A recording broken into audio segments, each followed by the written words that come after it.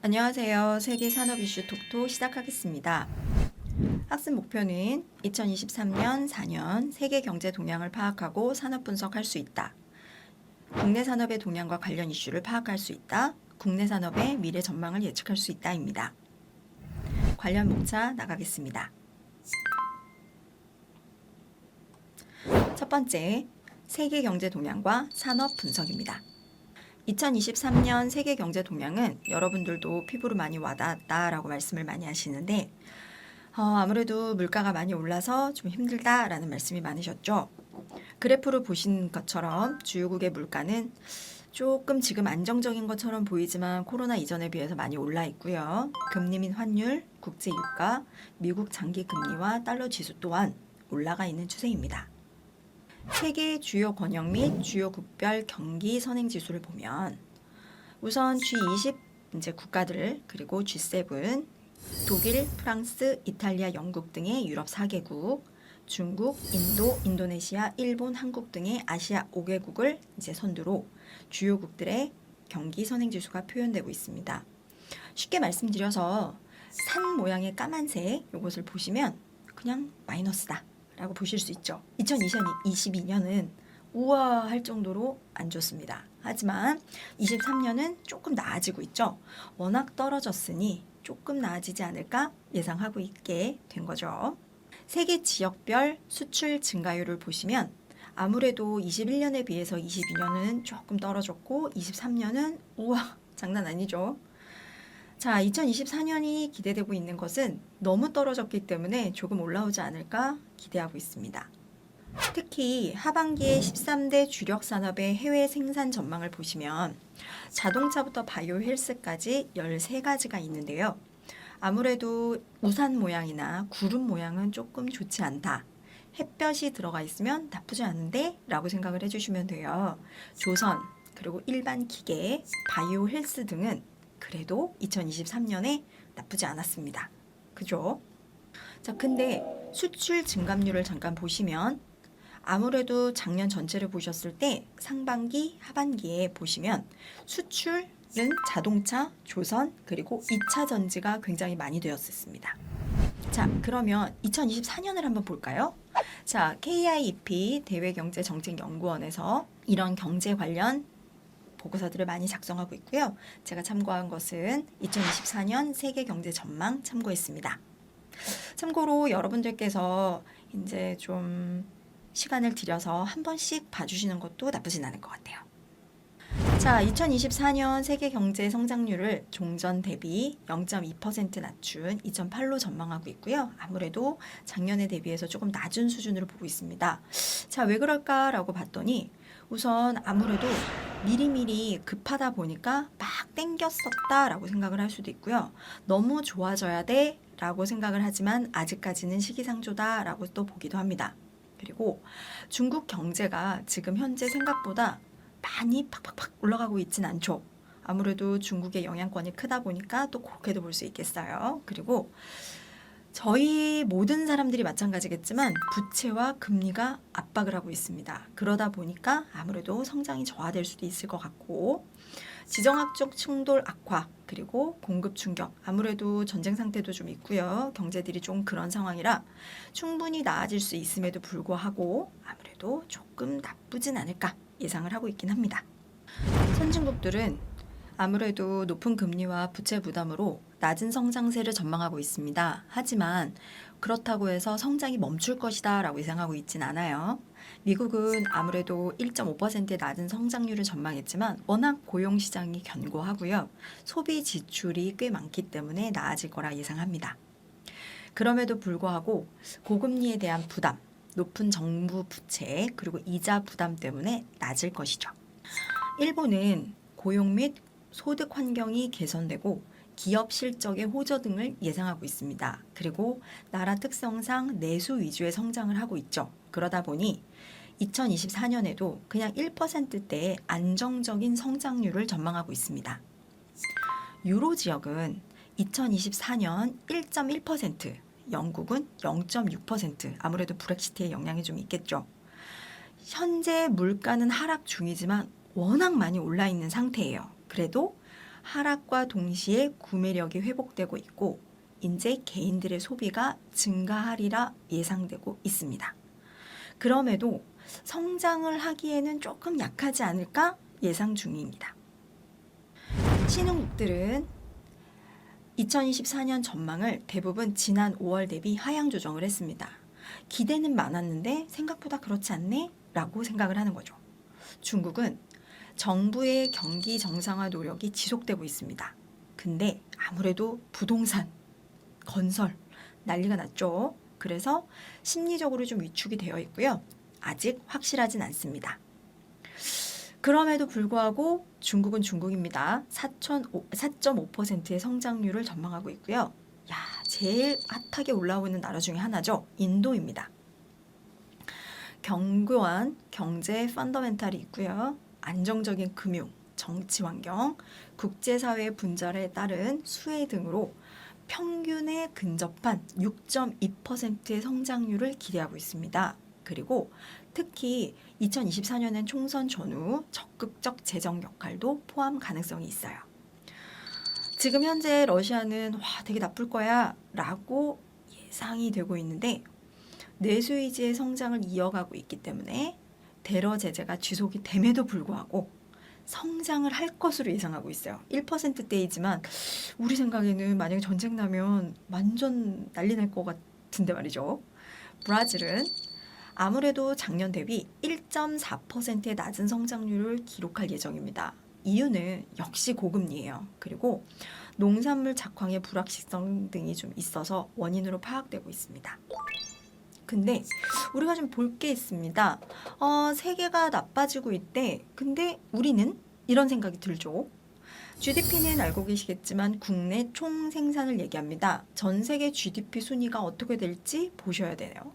자, 아시다시피 미국, 중국, 일본, 독일, 인도. 우리나라는 이렇게 보니까 우리나라가 살짝 보이기도 하죠. 차이나 밑에 있습니다. 네, 그래도 우리나라도 꽤 괜찮은 축이에요.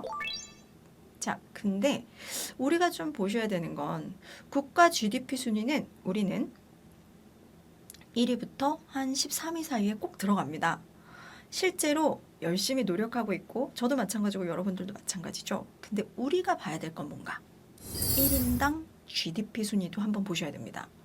2차 전지가 잘 된대요. 바이오헬스가 잘 된대요. 라고 얘기하고 실제로 우리나라는 아주 망가지고 있진 않거든요. 잘 되고 있어요. 근데 문제는 1인당 GDP예요. 자, 국가 GDP와 1인당 GDP가 다르다는 얘기는 우리 개인이 갖고 있는 맨파워가 좀 다르다는 걸까요? 실제로 우리는 1인당 GDP 순위에는 잘 못 들어가고 있습니다. 그렇다는 얘기는 뭐죠? 나라는 열심히 전체적으로 가고 있는데 나는 잘하고 있나? 이것도 한번 생각해 볼 필요가 있고요. 내가 열심히 하고 있는데 왜 개인이 안 될까? 이것도 한번 생각해 볼 필요도 있죠. 말을 바꾸면 우리의 개인적인 만족감이 떨어질 수 있다는 얘기예요. 이것도 불만을 갖자라기보다는 이유가 무엇이고 개선할 방법은 무엇인가? 그리고 나라는 사람의 부가가치를 높일 방법은 무엇인가? 이것도 한번 생각해 볼 필요가 있죠. 특히 일본과 우리는 좀 비교를 많이 합니다. 구매력 평가 기준을 보셨을 때 일본에 비해서 우리가 많이 낮은 편이었지만 그래도 많이 높아졌죠. 그죠? 자, 실제로 우리가 지금 필요로 하는 자세는 무엇일까요? 이거는 정답은 없어요. 실제로 구매력 평가는 1인당 나라마다 환율이나 물가 수준이 다른데 우리의 구매력을 측정하는 지표예요. 자, 그래프만 봤을 때 우리는 버는 거는 많지 않은데 쓰는 거는 되게 많아졌네 이런 느낌인 거죠. 그러면 단순히 여기서 돈을 쓰지 말자 이런 얘기입니까? 그건 아니에요. 그 얘기를 말하는 게 아니라 내가 가지고 있는 가치와 내가 얼마나 규모 있게 쓰고 있는지, 앞으로 내가 생각해야 될 건 무엇인지 이런 것들을 보자는 거죠. 세계의 산업 이슈랑 경제 동향을 보는 것은 우리가 어떤 경제적인 관념을 가져야 되는지에 대한 생각이라고 봐주시면 좋을 것 같아요. 두 번째, 국내 산업의 동향과 이슈 한번 보도록 하겠습니다. 작년 우리 경제는 전년 대비 수출이 7.8% 감소했고요. 6,003억 달러, 그리고 수입은 11.8% 감소했고요. 즉 150억 달러가 적자가 났습니다. 우와, 난리가 났죠? 자, 근데 우리가 적자가 났다고 해서 다른 나라는 뭐 흑자가 났겠습니까? 다 나빴잖아요. 그죠? 그렇게 민감하게 보실 필요는 없지만 그래도 적자구나, 이 정도는 생각을 해야 돼요. 자, 수출 부진의 주요 원인이 무엇죠? 글로벌 경기 회복이 지연되어 있고요. 우리는 지금 현재 전체적으로 다 하향화됐다 봐주시면 돼요. 자, 세계 수출 순위는 우리 2022년엔 6위였는데 8위로 떨어졌어요. 그리고 세계 시장 점유율은 2000년대 초반으로 떨어졌기 때문에 여기서는 조금 민감할 필요가 있습니다. 다른 나라와 다르게 저희는 수출 주도를 하고자 하는 나라이기 때문에 저희는 세계 수출 순위가 떨어졌다라는 얘기는 나라가 점점 어려워진다, 요거하고 직결하는 문제거든요. 하지만 우리는 전기차, 반도체, 2차 전지 등 전기 동력화 품목을 굉장히 잘하고 있고요. 아직 가능성이 굉장히 많은 나라다. 그냥 망가질 리가 없다라고 예상되고 있습니다. 2023년 트렌드 코리아 10대 소비 트렌드로 한번 2023년이 어땠는지 알아보도록 하겠습니다. 평균 실종 얘기 들어보셨죠? 이제는 평균이 의미가 없어요. 너랑 나랑 비슷한 거 이런 거 말고 나의 취향, 너의 취향, 즉 내가 진정 좋아하는 것이 무엇인지에 대한 내용들이 많이 올라오고 있죠. 오피스 빅뱅 들어보셨을 겁니다. 이제는 근무 형태가 다양해졌어요. 재택근무도 많고요. 카페에서 일하는 경우도 많고요. 여기가 더 좋나? 그럼 이직과 퇴사도 좀 더 잦아졌고요. 내가 메인으로 갖고 있는 잡 말고 사이드로 또 무언가를 일을 하는 분들이 많아졌다. 자, 체리 슈머라는 말도 나왔습니다. 이 얘기는 리스크를 줄여, 합리적인 소비를 추구해, 내가 필요로 할 때 가성비 높은 것, 그러면 장기적인 안목보다는 필요할 때마다 쓰고 남는 것, 뭐 공유 오피스라든가 공유 주방 이런 것들도 들어갈 수 있겠죠. 자, 인덱스 관계 한번 보도록 하겠습니다. 우와, 목표 기반의 형성이라는 뜻이에요. 인덱스로 구분을 해놓은 것처럼 내가 필요로 할 때는 함께 하고요. 불필요할 때는 그냥 주기적으로 정리도 하면서 빨리빨리 정리를 하는 거죠. 더 이상 불편한, 불필요한, 그리고 쓸모없다고 느껴지는 감정적 소모를 줄이자라는 목적도 들어갈 수 있습니다. 뉴 디맨드 전략. 자, 이 소리는 상품 과잉 시대예요. 물건이 너무 많아요. 비슷비슷한 거 같은데 조금 다른 거. 그 얘기는 무슨 소리죠? 사람들의 눈이, 안목이 높아졌기 때문에 점점 상향 표준화, 평준화 되고 있는 거죠. 자, 하지만 평준이라는 단어는 결국 높은 취향 정도로 보시면 좋을 것 같아요. 자, 작년 많이 나왔던 말 중엔 디깅 모멘텀이라는 단어가 많았습니다. 이 얘기는 내가 관심 있으면 과몰입하는 거예요. 이제는 내가 딱 정하는 거죠. 컨셉, 관계, 수집, 어떤 것도 좋고 나쁨이 없고요. 내가 관심이 있냐 없냐, 네가 하니까 나도 한다, 이런 거는 없다는 거죠. 자, 드디어 새로운 뉴 제너레이션이 오고 있습니다. 알파 세대죠. 2010년 이후에 13세 이하. 사실 제가 어릴 때는 초등학교 때는 애기 이런 느낌이 강했거든요. 이제는 13세 이하도 경제교육을 하고요. 외모 가꾸기를 하고요. 인간관계 형성이나 다양한 것들에 대해서 공부를 많이 하고 있죠. 말을 바꾸면 그냥 시간을 흘려보내면서 노는 건 조금 보장되고 있지 않죠. 선제적 대응 기술은 고객이 필요를 느끼기 전 미리 가서 하는 겁니다. 와, 이거 너무 어렵죠. 너의 마음을 내가 어떻게 알아? 라고 생각할 수는 있지만 다양한 빅데이터를 통한 고객 분석을 하고 있고요. 그걸로 마케팅 전략을 많이 세우고 있습니다. 공간력이라는 말은 무슨 뜻인가? 사람을 모으는 공간의 힘. 이거는 문화를 만들잖아요. 띵띵 커피숍 같은 경우는 문화를 만들었다 라고 얘기를 하면 아, 그들만의 리그가 있구나. 약간 이런 느낌이 보여지죠.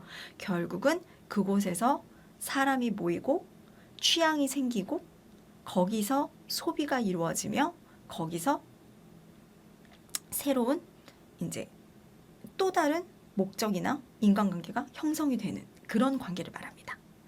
자, 네버랜드 신드롬은 저하고도 연결이 있는 것 같아요. 나이가 들고 싶지 않아요. 그래서 예전에는 어른은 이랬어, 어른은 저랬어 이런 게 없이 굉장히 젊어 보이는 어른들도 있고요. 굉장히 취향을 추구하는 연세가 많은 분들도 있죠. 나쁘게 얘기한 건 아니지만 어른이라고 표현이 되기도 합니다. 그러면 우리가 작년에 2023년에 했던 것들이 맞아 이런 것들을 많이 했었어 라고 생각을 할 수 있겠죠. 자, 실제로 취준생이 선정했던 취업 키워드는 무엇이었나? 밑에서부터 가시면 이직이 많았습니다. 개발자 난리였죠. 코로나로 인한 비대면, MG 면접관, 워라밸 중요하죠. 중요한 건 뭐죠? AI 인공지능 면접 너무 많아졌죠. 그리고 수시 채용과 인재는 나이, 학벌, 외모 이런 것보다는 직무 경험, 직무 역량 요것을 강하게 보고 있다라고 봐주시면 되겠습니다. 실제로 추가적으로 보셨을 때 코로나 엔더믹이 났고요. 전세 사기 논란 같은 엄청난 말도 안 되는 사건들이 있었습니다. 그리고 있어서도 안 되고 일어나면 너무 슬픈 학폭이 있었죠. 자, 가해자들에게 대입 반영을 하자라고 현재 찬반 대립이 이루어지고 있고요. 저는 이것이 대입과 취업에도 영향을 끼친다면 과연 이 친구들이 이렇게까지 할까라는 생각도 하고 있긴 합니다. 그리고 너무 안타깝게 교사들의 극단적 선택이 있었죠. 여러분, 학습권과 교권은 다 보장이 되어야 돼요. 우리가 조금 더 꼭 타인을 우선시해야 될 필요는 없지만 조금 서로 이해할 수 있는 관계가 되면 너무 좋겠다라는 생각이 드는 이슈가 많았습니다. 자, 여러분들에게 이런 취업 트렌드 이슈를 꼭 보라고 하는 이유는요. 우리가 이것을 통해서 어떻게 세상이 달라지고 어떤 법이 형성될 것이고 어떤 취향이 만들어질지도 한번 예견해 보고자 하는 거지, 이런 문제에 대해서 비난하자, 비판하자 이런 건 절대로 아닙니다. 일어난 일에 대해서는 우리가 좀 안타깝게 생각하고 더 나아갈 수 있는 길이 무엇인지 생각을 하면 좋을 것 같아요. 자, 지금 현재는 스태그플레이션 상태다라고 얘기를 하고 있는데 이 스태그플레이션은 이제 새로 생긴 단어죠. 경제 불황인데 난리가 났어요. 물가는 미친 듯이 올라가고 있습니다. 우와, 지금 우리가 얘기하고 있죠. 우리 너무 비싸졌어요. 라고 얘기를 하고 있는데 경제가 좋아지는 느낌은 안 나요. 그러다 보니까 사는 게 빡빡합니다. 라는 얘기를 하고 있긴 하지만 그러다고 해서 나빠질 거라고 예상하고 있지는 않아요. 실제로 2차 세계대전 전까지는 불황기였어요. 근데 그때는 물가도 하락할 것이다. 호황기에 물가가 오른다라고 했는데 이거는 확 뒤집어진 새로운 상태예요. 근데 이게 불황은 불황인데 인플레이션이 공존해요. 주요 원인은 당연히 경기 침체고요. 군사비 올라갔죠. 실업수당 올라갔죠. 주로 소비적인 재정 지출이 너무 많이 커졌어요. 그런데다가 노동조합이 너무 압력을 내고 있어서요. 전체적인 임금이 올라갔습니다. 임금이 올라가니 기업은 관리비가 상승했고요. 사람을 많이 쓰기가 어려워졌어요. 그러니 취업시장은 나빠졌고 실제로 돈이 올라갔으니 인건 포함해서 모든 것들이 다 비싸졌고 그러면 내 손에 들어오는 돈은 적은데 나가서 써야 되는 돈은 많아진 상태죠.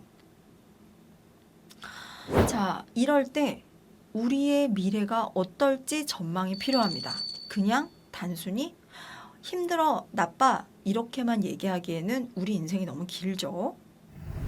2024년에는 원달러 환율이 아무래도 금리 인하가 될 가능성을 보고 있습니다. 하반기에는 1200원 중반을 예상하고 있으나 실제 어떻게 될지는 좀 두고 봐야 되겠죠.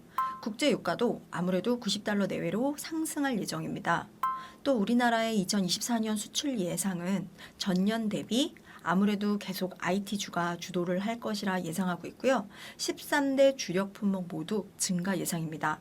아무래도 나빴어요. 그러다 보니 또 좋게 생각하면 조금 더 나아지겠지? 라고 생각을 하고 있고요. 무역수지 흑자도 전환을 기대하고 있는 상태입니다. 한국 수출 13대 주요 부품을 좀 보시면 특히 반짝반짝한 것이 뭔가요? 조선입니다. 그리고 2차 전지죠. 바이오 헬스 나쁘지 않아요. 근데 우리나라는 수출보다는 수입 쪽이라서 우리가 조금 봐주셔야 되는 게 아무래도 조금 그렇고요. 내수 쪽으로 좀 보셨을 때는 정보통신기기는 그래도 우리는 조금 기계를 사랑하는 민족이니까 그런 것들을 좀 봐주실 수 있겠습니다. 2024년 대한민국 경제 성장률을 전망하고 있습니다. 골드만삭스나 한국개발연구원 다 마찬가지기는 한데요. 저희는 실제로 조금 더 나아질 거야 라고 예상합니다. 골드만삭스는 수출이 유의미하게 개선될 것이라서 전망치 2.3% 제시했고요. 아무래도 완만한 인플레이션으로 성장이 둔화가 됐어요. 그렇지만 소비는 회복세야.